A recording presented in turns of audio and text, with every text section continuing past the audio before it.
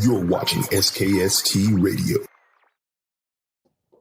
Well, welcome to another episode of SKST Radio One-on-One with Cammie Grayson and friends. And I have a new friend, just met him, Daemon Hillin, right here on SKST Radio. Daemon is a film director, producer, and he also transitioned from the world of fashion. Daemon, welcome to the show. Cammie, thank you for having me. I really appreciate it. Well, yeah, thank you for being Yeah. here. I know you I have love your energy. You get me going. It's nice. Hey, you know what? Life is too short right now, so you got to have. It is. I You agree. know, tomorrow's not promised. So today, I'm enjoying my life and just want to enjoy and good movies. That's what I like. You know, that's All what right. keep me Well, I going. hope to help with that. I hope that You I can help with can. that. All right. So, Damon, tell people who you are and how you got started. Sure. Yeah. So my name is Daemon Hillin. I am a producer, and I've been producing for about 15 years. And I started in this industry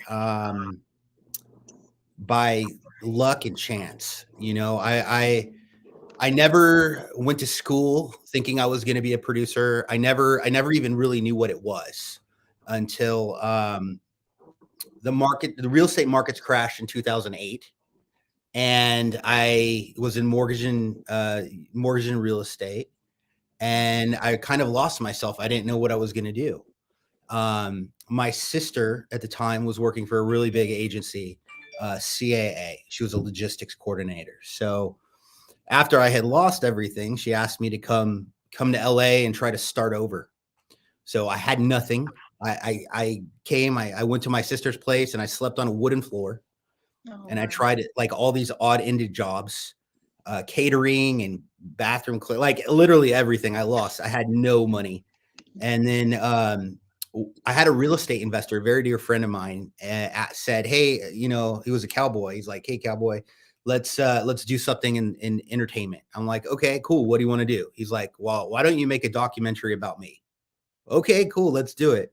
So he gave me some money. He made an investment, and I, on the fly, had to learn everything that I could about how do you even put together a documentary? What is this about?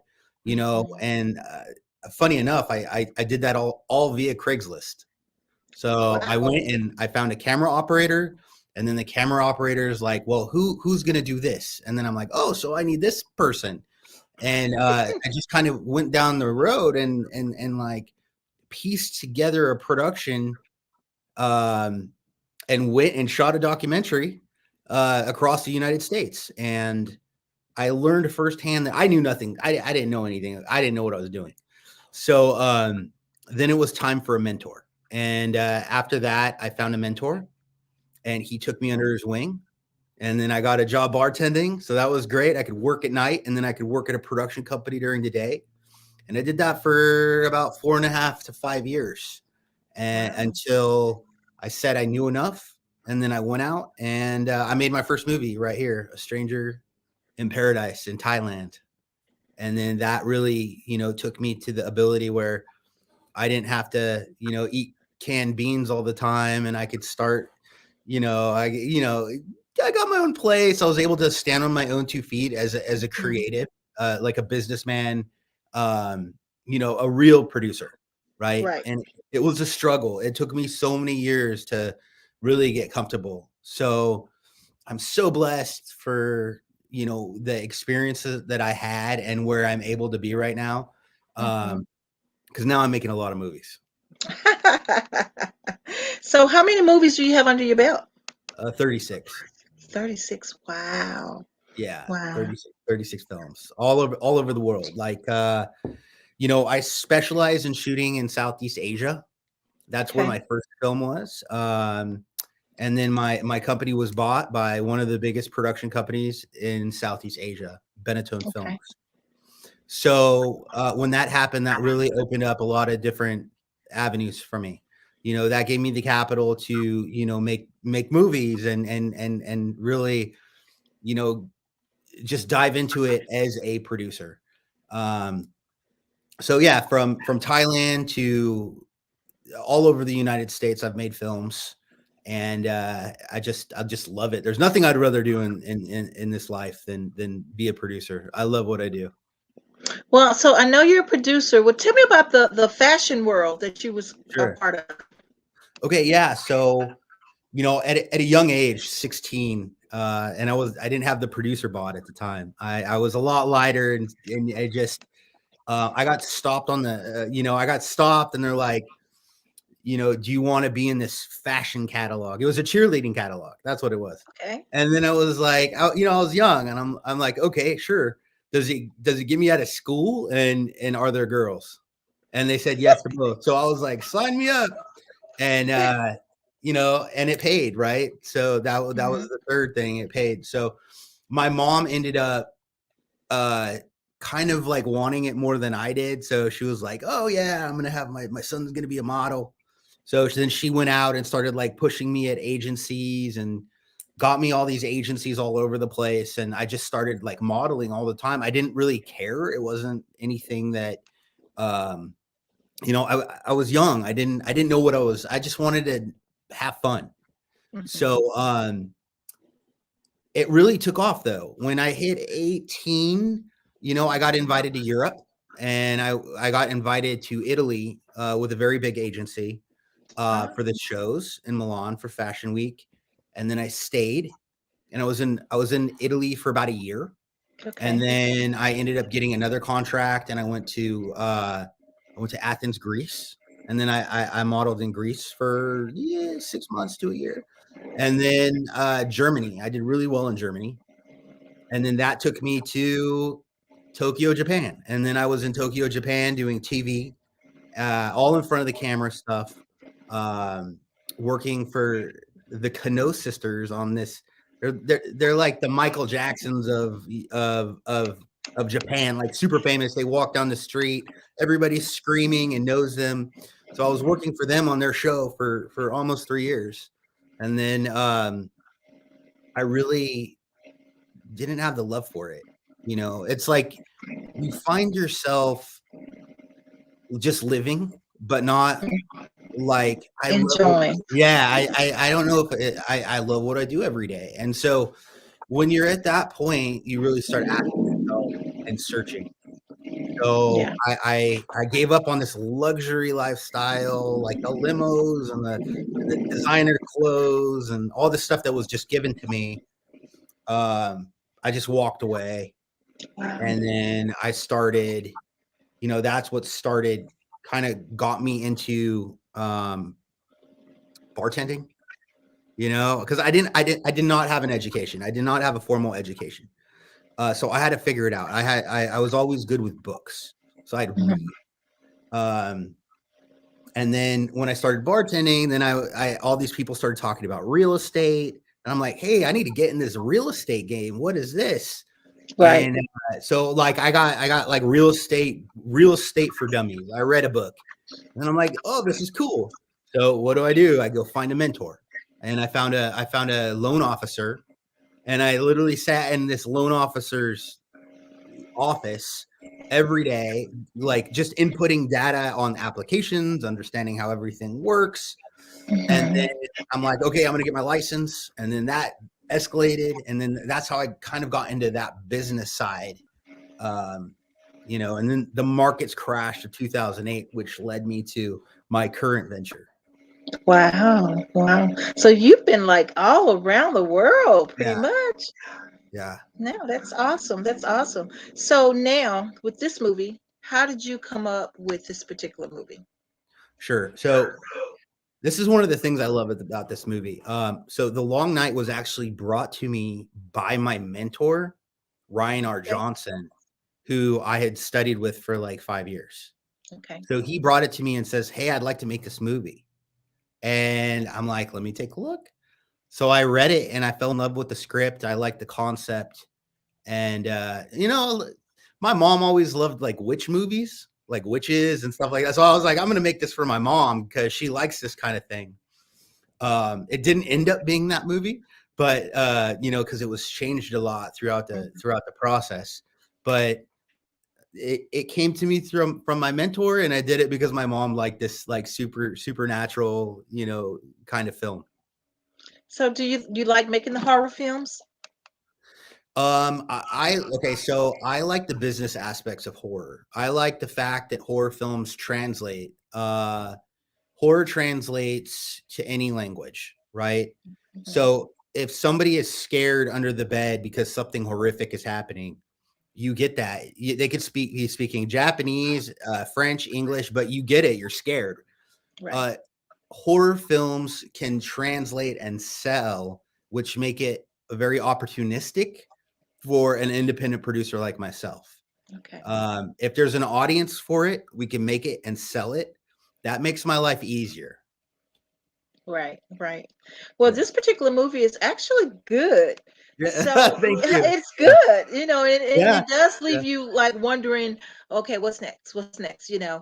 Pass the popcorn. I don't want to move my eyes from from the camera. I just want to see Yeah. what's going on. So you did a great job on this particular movie. I want to see if we can show the trailer. And again, I apologize if I mess up the trailer, but we're going to show the trailer so they can know what we're talking about. Great. Thank you. You're welcome. Thank you.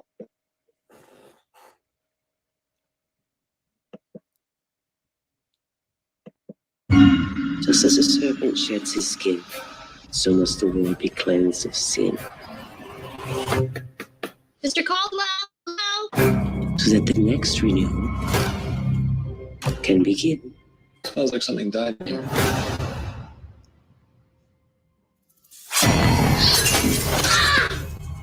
Let's just get out of here. This whole thing is weird. I don't know what it is about this house. I have to stay.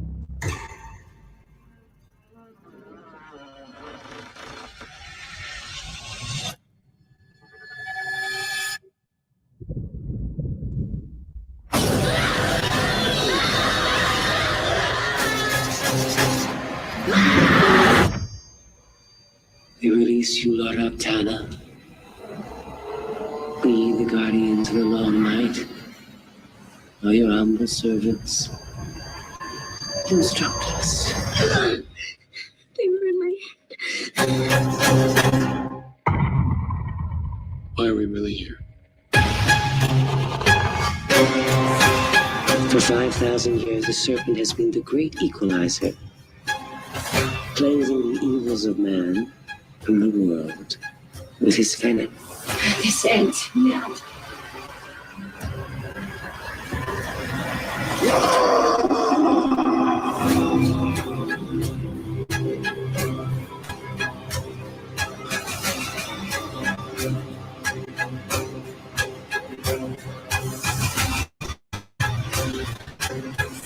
What the hell do you want from me?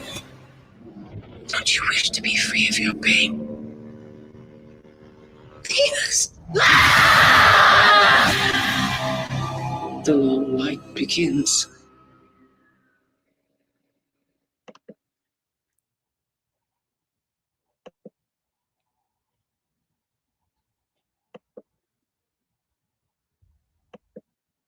And that was awesome. Thank you. Great job. Great job. Thank you. So, Thank you. okay, so let's talk about casting. Yeah. How Sure. were you able to? Uh-oh, sorry. Hold on. I knew that was going to happen. Sorry about that. Not a We're problem. still doing it here. So, casting. How did you come with the cast? Because it looked like you guys was so good. It looks like you know. So, how did you cast? Let's just start with. Let me Yeah. calm down. How did you start Okay. casting? All right. So there's a little bit of a backstory to this, and Okay. to set this up, this was a very, very difficult movie to make. We started this film with a different cast that we have that you see, and we started it with a different director, and a lot of the script was different. Really? We had our crew. We were going into production. Everything was. We were like, yeah, we're really happy. All of a sudden, conflicting scheduling issues left and right. I lost the cast and I lost the director. Wow. Now, so I'm in Charleston and we have a crew, we have like porta potties, and we have, you know, cameras, but that's all we have. We don't have anything else, right? So I immediately called a gentleman, Rich Ragsdale, director. I had just finished a film in Thailand with him called Ghost House, and that did very, very well. Okay. So I knew we were in a bind, and I knew we needed a creative that could handle the pressure and, you know, give us something that is financially sellable, right? Because we just lost this huge name actor, and now we don't have a lot of time to go cast. We have to make Right. this movie. So how do we do this? It was the math problems on this were crazy. We were just all scared for our lives. So we called Rich Ragsdale, and we said, Rich, where, you know, first of all, can you do this movie? Can you get to Charleston immediately? And secondly, where's Scout Taylor Compton? Because she was in our last movie that we did in Thailand. Now I saw Scout Taylor Compton and Rich Ragsdale in the jungles of Thailand in graveyards, like pulling off amazing scenes, right? So I knew that what they can do here in Charleston would just really blow people's mind when it comes to the creation of the movie.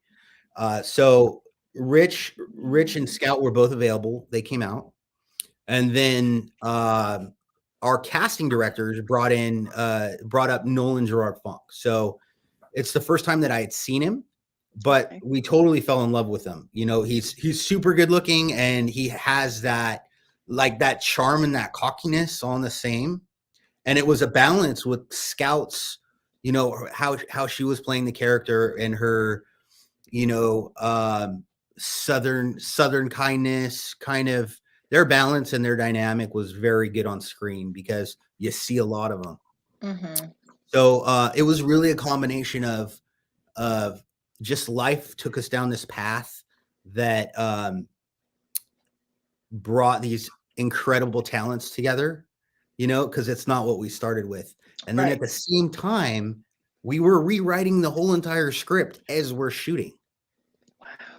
Yeah. So Rich, his stipulation was, I'll come in and I'll do the movie, but I really need to put my thumbprint on it. I need to put my creative vision on this film. And we trust Rich. We love Rich. And we said, let's do it. And that's the process, you know, that got us, you know, Scout and then Nolan. And then, you know, we even had Jeff Fahey, which was the Lawnmower Man, and also a very dear friend of mine. He came in and he gave us a couple days. And then Deborah Kara Unger, which is a phenomenal actress, which she plays the master, kind of giving the monologue in the trailer. So, you know, we had just these phenomenally talented people all come together in this chaos and, you know, not kill us as producers because, you know, we didn't give them all the things that creatives want. You know, they want time and more days and we kind of like everybody came together and just worked this film out, and it was a very difficult process. Wow. Wow. So did you guys get interrupted with COVID or anything like that? You know, it was right before COVID. So we're very blessed that happened, but we did have to shoot pickups during COVID. So that was one of the hard parts because it was the unknown. We had a complete runtime. We didn't have long enough runtime, so we had to add to it and fix some story gaps. And the only way that we could finish was pickup days. But there's an outbreak. So what are we going to do? How are we going to do this? Exactly. So we had to get, you know, guidelines from the unions first. Had to come out and give the white paper. And then we had to read this 42-page document and try to figure it out. Like, what is this? How are we going to do it? You know, and how are we going to implement all these tests and procedures and, you know, COVID policies on a set? That's a very daunting and difficult task. Yeah, I can imagine. You know? Wow. So, but you pulled it through. You did it. Yeah. We're very happy. We're very happy with the final product. Well, The Long Night is now, is it in theaters, DVD? Yeah. How can people see this? Yeah, it's in select theaters right now. So check your local theater, see if it's playing there. If not, I really recommend iTunes. iTunes it's a great platform. And as an independent film, it really helps with the algorithms. The more people get on iTunes, it helps with our rankings. And it's very helpful to get it from there, I think, versus other platforms. But I'm a big fan of iTunes. So, Yeah. so now with today's times, and we are doing digital and selective theaters as well. Is it hard to get into theaters now, or what is the thing going on with theaters now? Is it better Yeah. DVD? Yeah, so actually, a good point to what you're saying is that DVD is still a great market. The Walmart sales and all these different Best Buy. There's a huge market still where people are buying physical copies. Now, the way that these kind of movies work is we would have our release, we would have our theatrical, a limited theatrical, and our digital all at one time. And then we would wait, and then we would do our AVOD, which is going to Shutter in 90 days. So from February 4th, 90 days out, then we go to Shutter, and you could watch it on Shutter, and then we'll have our DVD. So that's the process. But yeah, theaters are very good. They help your marketing on the foreign side, because if you're in theaters in the US, then like when you're selling Spain or these other territories, that helps with what you could sell it for to a foreign market. Nice, nice.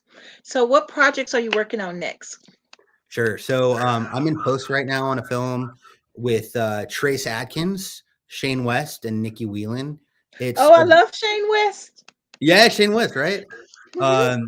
We made a Jaw, like a film like Jaws. We built a practical shark, huge shark, where it takes 3 people get in it and they operate it. So we're just chomping people out in Hawaii. Yeah, we made this film. It's really, really cool. It's called Maneater. Okay. And that film is in post and will be coming out probably the end of this year. Nice. And then I just completed a World War II film in Thailand. It's called Battle for Saipan.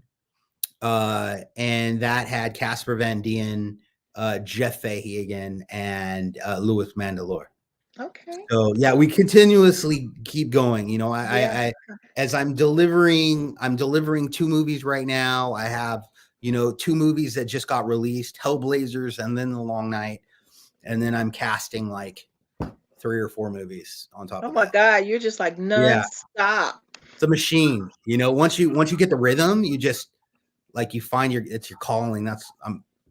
I found my calling. I'm very Yeah, happy. I mean, you seem happy and you're doing a great job. And man, like this movie is the best. You guys, it's on film, it's on video on demand. You need to get out there, go see this movie, support this guy. Damon is like the best. So, Damon, any words of wisdom that you can give to someone that wants to follow in your footsteps? Sure. You're gonna get knocked down so many times in your life. And I feel like the key to success is to get back up. So many times I've been told no. I've been told you're not going to make it. I've been told all these horrible things. They try to put you down. And the most important thing is that you have confidence in yourself and that you keep going. Because if you do that, you're going to make it. Absolutely. Absolutely. Well, I appreciate it. Thank you for your time. I want to get back with you with the shark movie because I want Let's to do talk it. to Shane. Yeah, oh, we got to get Shane. Okay. You All got to right. get Shane. Well, Another thank really you good so looking guy. much. Yeah. So Yeah. if you ever need anything promoted, look us up. We're here, SKST Radio, do the podcast, and this is also going to be, the audio is going to be online too. So Okay. we'll do whatever we can to support you. That's what we're here for. Keep those good Tammy, movies I really coming. appreciate it. You're Well, a thank lovely person. You're a lovely person. Thank you so very much. Well, thank you. Thank you. So, guys, is the man that's making it happen for us right here during the COVID, doing everything to keep us entertained. Thank you, Damon. We Thank you, Cami. appreciate you guys. Until All right. next week, we'll see you all then. SKST Radio. Bye bye now.